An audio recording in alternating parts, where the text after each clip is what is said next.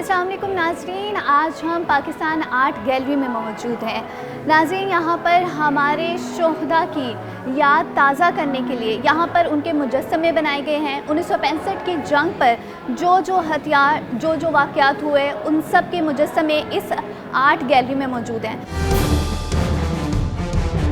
जब जंगें हुआ करती थीं तो उन जंगों में हाथियों का इस्तेमाल होता था, हाथियों से, और ये देखें आप, तीरों से इस्तेमाल होता था और हाथ से जो पकड़ के तलवार फेंकने की होती थी उससे जो है वो कत्ल किया जाता था। ये उस टाइम का मुजस्समा बनाया है किस तरह से हाथी जो है उसने भी जंगों में अपना भरपूर साथ दिया, उसने भी अपने, आप देखें किस तरह से जो है वो दुश्मन को रोला है यहाँ पर। नाज़रीन, पुराने वक्तों में जब किसी को ख़त्म करना होता था, किसी को मारना होता था, किसी को फांसी देनी होती थी, तो उस टाइम पर इन तोपों का इस्तेमाल करते थे। तोपों से जो है वो तोपें चलती थी और यहाँ पर फांसी दी जाती थी। तो उस टाइम पे शेर अब्बास खान जो है उनको इस तरह से जो है उन्होंने फांसी दी थी और इसका इस तरह से मुजस्समा बना हुआ, अंग्रेज़ इस तरह से फांसी दिया करते थे। जो दफनाने का जो पहले ज़माने में पुराने दौर में था वो इसी तरह था कि जिस तरह मुस्लिम दफनाते थे, सर जो है वो किबला की तरफ और टांगें जो हैं वो दूसरी तरफ होती थी, उसी तरह से ये दफनाने का इन्होंने उसका रेप्लिका ढांचा भी इस म्यूज़ियम में रखा हुआ है। और आप ये देखें यहाँ पर उस टाइम की पुरानी कुछ चीज़ें जो हैं जो औरतें इस्तेमाल किया करती थीं, जैसे उनके ज़ेवरात हैं, कुछ उनकी कुछ चीज़ें हैं, तो ये यहाँ पर मौजूद हैं।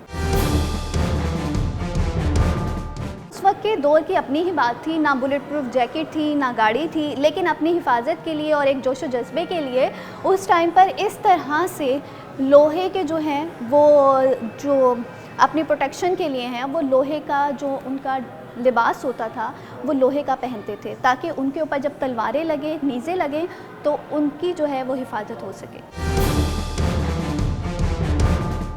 कायद-ए-आज़म मोहम्मद अली जिन्ना की बहुत कोशिशों के साथ और उनके साथ जो लोग शामिल थे उनमें एक सर सैयद अहमद अली ख़ान थे, जिन्होंने इंग्लिश जो है वो मुसलमानों को पढ़ने और बोलने की तरगीब दी, और उनके साथ इलामा इकबाल जिन्होंने शायरी के अंदाज़ में जो है वो इनकलाब लेकर आए, मुसलमानों में जद्दोजहद दिखाई। और इसमें सिर्फ़ चंद लोगों की नहीं, बहुत सारे लोगों की, अगर आप देखें बहुत सारे लोगों की कुर्बानियाँ जो कायद-ए-आज़म के साथ मिलकर, जिन सब लोगों ने मिलकर ये हमारा नया पाकिस्तान जो है वो वजूद में लाया। जब कायद-ए-आज़म मोहम्मद अली जिन्ना ने 1947 में पहली कौमी असम्बली की स्पीच जो है वो पढ़ी, उस टाइम के मुजस्समे आप देखिए ये हमारे साथ मौजूद हैं।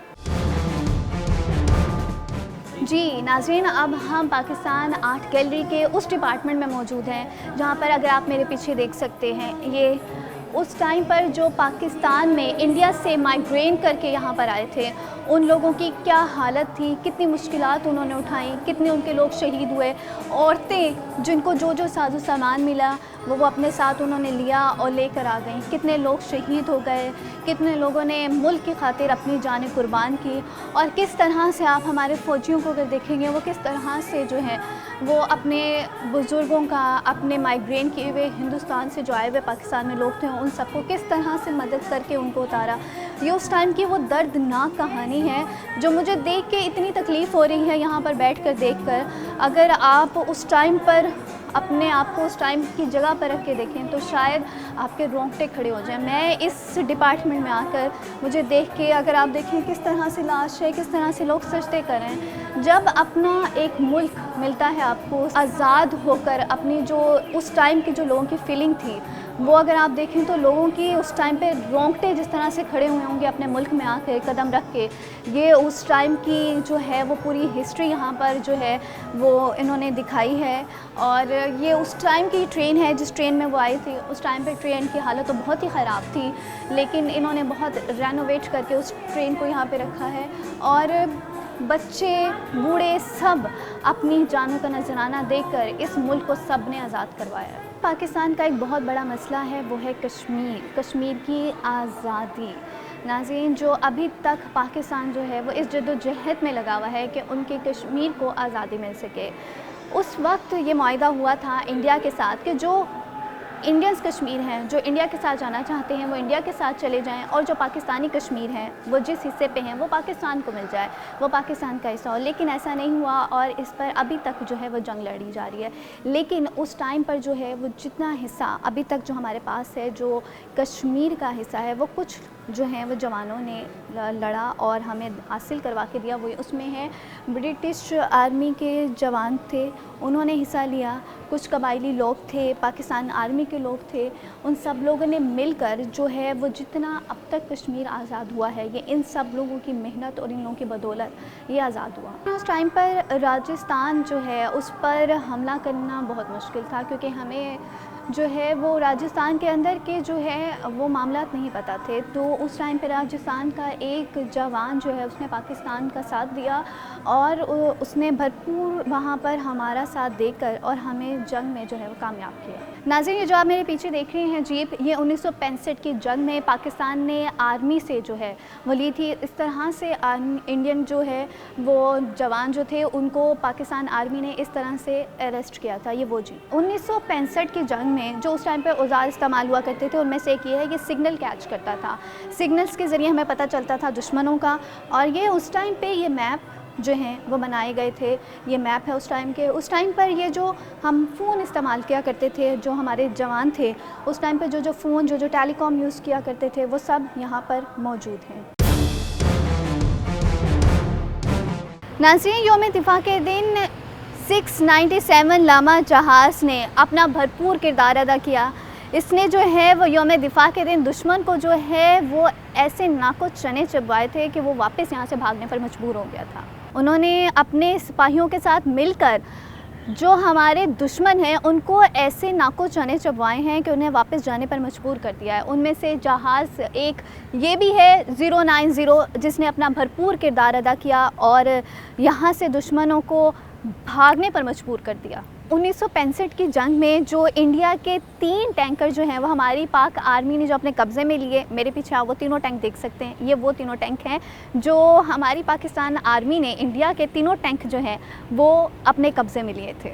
नाज़रीन, हमारे साथ मौजूद हैं रिटायर्ड ब्रिगेडियर अदनान साहब। अस्सलाम वालेकुम सर। वालेकुम सलाम। सर, कैसे हैं आप? जी, अल्लाह का शुक्र है। सर, मुझे ये बताएं कि ये म्यूज़ियम बनाने की क्या वजह है?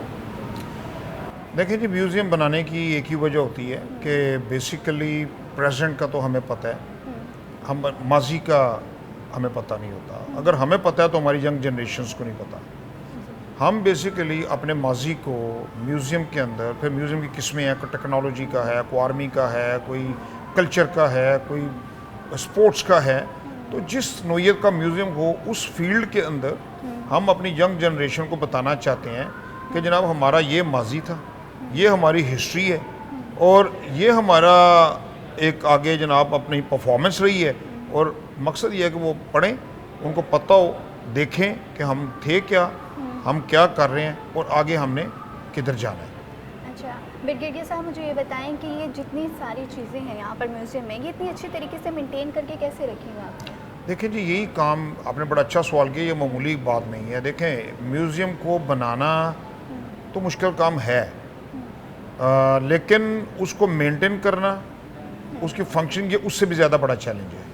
तो ये जितना आप देख रहे हैं, इसकी सफाई, इसकी मेंटेनेंस पूरा एक ये टीम वर्क है और कंटिन्यूसली हमारे एक प्रोग्राम बने होते हैं जिसके अंदर हमने इसकी सफाई एक बड़ी से लेके वेपन्स, उसके बाद जीपें, स्कल्पचर, बस्ट, उनके स्पेशल इक्विपमेंट हैं, स्पेशल उसकी ट्रेनिंग है।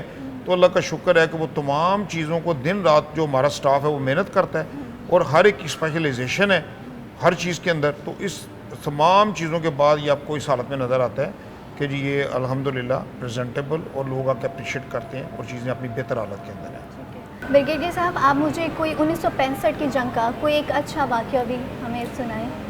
देखें जी, अच्छा वाक़या एक स्पेसिफिक अगर हम हीरोज़ की बात करेंगे तो मेजर अजीज़ भट्टी निशाने हैदर थे, वो वाक़या तो देखिए आपको पता ही है। मैं आपको एक जनरल सिचुएशन 1965 की बताता हूँ जो हमारे लिए बड़ी सबक आमोज़ है। ख़ास तौर पे जब हम दहशत गर्दी की जंग लड़ रहे हैं, कभी कभी मायूसी की हालत में अवाम चले जाते हैं, कभी कभी को गैप आ जाते हैं। तो 65 का वाक़या मैं इसलिए सुना रहा हूँ कि ये हमारे लिए मशले राह है कि 1965 की जंग सिर्फ पाकिस्तान आर्मी ने नहीं जीती, ये पाकिस्तान ने जीती थी। और पाकिस्तान ने, मैं जब कहता हूँ जीती थी, तो उस वक्त पाकिस्तान की अवाम और पाकिस्तान की फ़ौज ये बिल्कुल यकजान थे। और इस हद तक, आपको मैं अभी वाक़या लाहौर का ये बताता हूँ, फ्रंट पे ये था कि एक देखें ख़ास हद है जिधर पाकिस्तान की आर्मी आगे लगी हुई है डिफेंस के अंदर या अटैक के अंदर। तो जो इम्पोर्टेंट चीज़ आपको बताता हूँ कि लोग इतने जज्बाती थे कि अपनी जान की परवाह किए बगैर फ़ौज को खाना दे रहे थे, पानी दे रहे थे, खिदमत कर रहे थे।